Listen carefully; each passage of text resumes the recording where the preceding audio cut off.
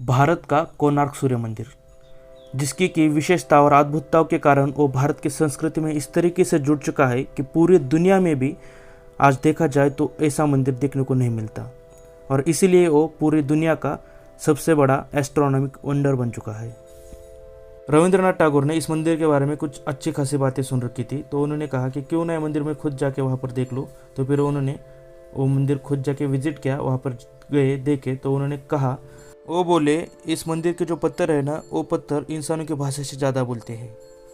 यह जो मंदिर है ना, वो ओडिशा की राजधानी भुवनेश्वर से लगभग 65 किलोमीटर दूर बे ऑफ बंगाल के कोस्ट लाइन पर खड़ा है। और ये मंदिर कलिंग आर्किटेक्चर का एक ऐसा ज़बरदस्त अद्भुत स्मारक है जो देख के किसी भी बजट या बिग बजट फिल्म सिटी जैसा लगता है।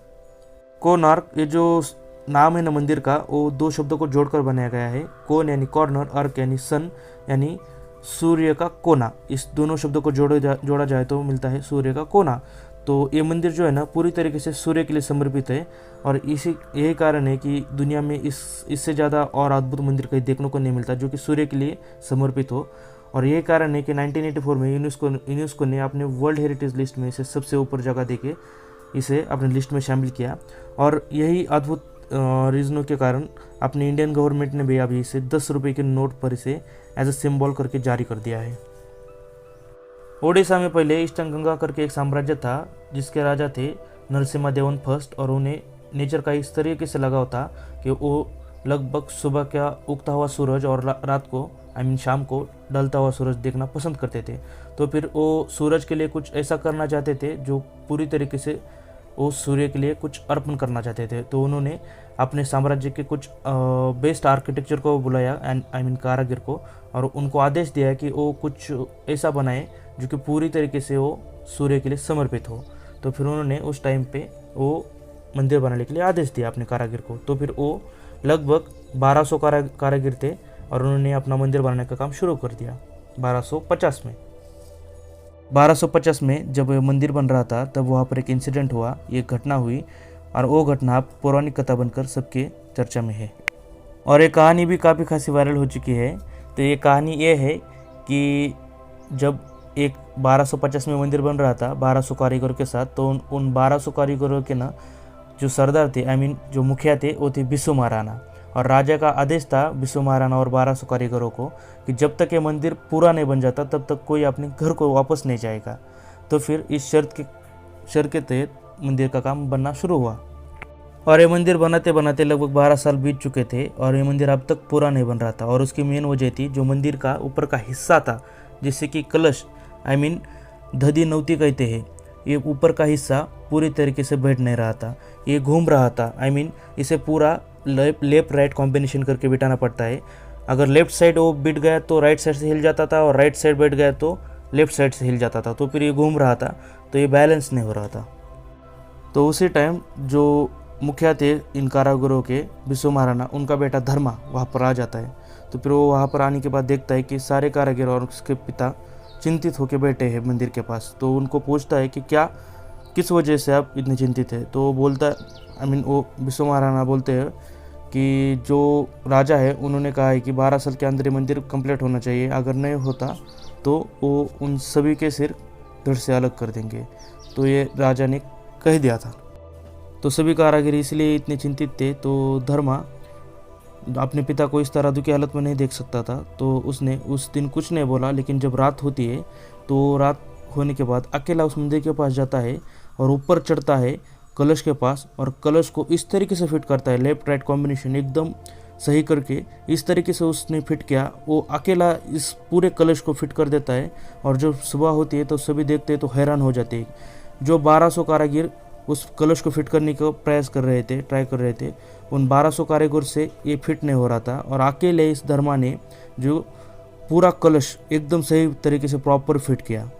तो उससे साबित होता है कि जो बिस्सू महाराणा है, उनका बेटा धर्मा, उनसे भी ज़्यादा होनहार और काबिल था। तो उसने जो धर्मा ने कलश फिट किया है ना, वो अभी तक लगभग कितने सारे शासकों ने वो मंदिर तोड़ने का कोशिश किया। मंदिर भले टूट भी गया, लेकिन जो ऊपर का हिस्सा है जो कि धर्मा ने फिट किया हुआ कलश का, वो अभी तक नहीं टूट पाया। बहुत सारे शासकों ने ट्राई किया, और उनमें से मुगल भी एक थे, और अंग्रेज तो थे ही है वहाँ पर। लेकिन इस मंदिर की कहानी उससे ज़्यादा इंटरेस्टिंग है इस मंदिर की बनाने की निर्माण की हकीकत, जो कि आज के मॉडर्न साइंस और इलेक्ट्रिकल टूल्स के बिना इतना भव्य मंदिर बनाना कोई कल्पना भी नहीं कर सकता, इमेजिन भी नहीं कर सकता कि ये कैसे बन सकता है। ये लगभग इम्पॉसिबल है। लेकिन भारतीय संस्कृति के अंदर पहले से ही साइंस और आर्किटेक्चर की समझ और इंसानी सोच की ताकत ने इस आर्किटेक्चर को, इस जैसे और कितने सारे आर्किटेक्चर को नामुमकिन से मुमकिन बना दिया है।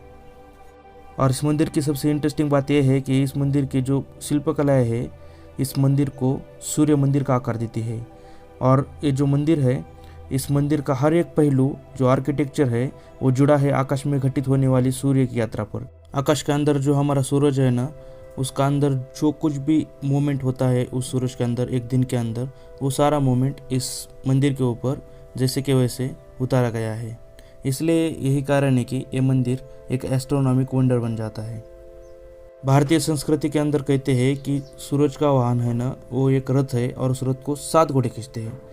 इसी से इंस्पायर होकर ये जो कोणार्क का मंदिर है ना, उसे भी लगभग सूरज के रथ के आकार के ही तरह बनाया गया है। एकदम रथ का ही आकार दिया गया है उस मंदिर को। और उस मंदिर को भी लगभग 7 घोड़े बनाए गए फ्रंट के साथ, फ्रंट डोर के सामने। उस मंदिर को भी लगभग 7 घोड़े के साथ बनाया गया है, इसलिए वो एग्जैक्टली सूर्य का रथ जैसे लगता है। और उस घोड़े का जो मतलब है ना, वो 7 घोड़े, वो लगभग 7 दिन ये हमारे वीक के अंदर जो एक हमारा सप्ताह होता है, उस वीक के अंदर जो 7 दिन होते हैं वो उसका सिंबल माना जाता है। और लगभग जो हमारे आकाश के अंदर भी इंद्रधनुष बनता है ना, उसका भी वो सिंबल बन जाता है, वो 7 घोड़े। और ये जो मंदिर है ना, उसके अंदर लगभग 24 चक्के हैं। राइट के साइड में 12 है, लेफ्ट के साइड में 12 है। और इन चक्कों के अंदर दोनों में से कौन से भी 12 चक्कों के अंदर सूरज की किरणें दिन में पड़ती है। और ये जो चक्के हैं, इन 24 में से 4 चक्के ऐसे हैं जब सूरज की किरणें इन चक्कों के ऊपर पड़ती है वो सन डायल वॉच डायल का काम करते हैं। एग्जैक्टली दिन का टाइम बताते हैं, और वो भी घंटा, मिनट और सेकंड के साथ। अब आप ये जो पहिया देख रहे हैं ना, वो पहिया के अंदर जो 8 स्पोक है, वो 8 स्पोक पहिर दर्शाने का काम करते हैं। और इस स्पोक के बाजू में जो छोटा स्पोक देख रहे हैं ना, वो पतले वाला, वो जो स्पोक है ना, वो आधा पैर दर्शाने का काम करते हैं। और ये जो चक्के के ऊपर वो जो छोटे छोटे आप डॉट्स देख रहे हो ना, उस डॉट्स को बीट्स कहते हैं। और ये बीट्स मिनट्स दिखाने का काम करते हैं। ये जो इस स्पोक के ऊपर छोटे छोटे चित्र बनाए गए हैं ना, वो बेसिकली कुछ स्पेसिफिक रीज़न से बनाए गए हैं। जैसे कि पहले पहर में योग करना चाहिए, दूसरे में स्नान, तीसरे में खाना। तो आप सोच भी नहीं सकते कि भारतीय संस्कृति के अलावा ऐसे बढ़िया आर्किटेक्चर आपको कहीं और देखने को मिलेंगे। और इस मंदिर को 3 पार्टों के अंदर बनाया गया है। और उसमें से पहला है विमान यानी गर्भगृह, जिसके के अंदर भगवान की मूर्तियाँ रखी जाती है। और उस मंदिर के अंदर लगभग 3 मूर्तियाँ वहाँ पर रखी गई है। दूसरा है जगमोहन और तीसरा है नाट्य मंदिर। और इस मंदिर को इतने एक्यूरेट कैलकुलेशन के साथ बनाया गया है, जब भी आज सूरज उगता है तो सूरज की पहली किरण मुख्य द्वार से होते होते पहली मूर्ति के ऊपर गिरती है। और दोपहर में मध्य मूर्ति पर, यानी जो सूर्य भगवान की मूर्ति है मध्य में, उसके ऊपर गिरती है। और शाम होते होते वो वहाँ पर जो रखी तीसरी मूर्ति है, उस मूर्ति के ऊपर सूर्य की किरणें गिरती है।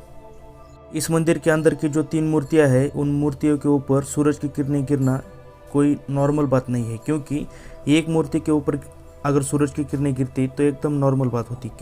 लेकिन 3 मूर्ति के ऊपर, वो भी तीनों अलग अलग टाइम पर अलग अलग मूर्ति के ऊपर सूरज की किरणें उन मूर्ति के ऊपर गिरना कोई नॉर्मल चीज़ नहीं है।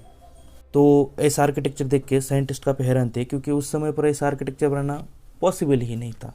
तो फिर जब उन्होंने काफ़ी सारी उस मंदिर के ऊपर स्टडीज़ की, तब उनके सामने एक बात आई, क्योंकि वो जो मंदिर की जो पोजीशन है, जो मंदिर की स्थिति है, जो पोजीशन है उसका, वो थोड़ी सी नॉर्थ ईस्ट है, वो पूरी नॉर्थ या ईस्ट में नहीं है। तो फिर उसे इसीलिए अर्क कहा जाता है। तो फिर वो जो पोजीशन है वो 68 डिग्री पैरेलल है। जो सूरज उगने की दिशा है, पूर्व दिशा है, वो 90 डिग्री होती है। लेकिन जो इस मंदिर का पोजीशन है वो लगभग 68 डिग्री पैरेलल है, यानी वो 22 डिग्री पैरेलल नहीं है। तो फिर ये जो आर्क वाली पोजीशन है, यानी वो मंदिर का पोजीशन, वो थोड़ा तिरछा होने के कारण उस मंदिर की जो मंदिर के ऊपर जो सूरज की किरणें गिरती है, वही कारण है कि अलग अलग टाइम पर अलग अलग मूर्ति के ऊपर सूरज की किरणें गिरती है। बस ये 68 डिग्री टू 90 डिग्री का अंतर का गैप है। आजकल साइंटिस्ट मान रहे हैं ये जो कोणार्क का मंदिर है वो भारतीय संस्कृति का एक जीता जागता सबूत है, उदाहरण है, जो कि बिना कोई एप्लीकेशन या सॉफ्टवेयर को प्रोग्रामिंग को रन किए बिना ये बनाना पॉसिबल नहीं है। लेकिन ये तो बस प्राचीन भारतीय की कला है जो ये मंदिर बन गया। और आर्किटेक्चर और ये जो राजा था, ये जो सभी चीज़ें हुई, ये सभी बस ओनली सूरज की जो हरकतें हैं उन हरकतों को वो ज़मीनी रूप पे स्थापन करना चाहते थे। बस यही रीज़न था, वो ये मंदिर बनाने में कामयाब हो चुके हैं। अगर वीडियो के अंदर कुछ अच्छा लगा हो तो लाइक कर देना, सब्सक्राइब कर देना।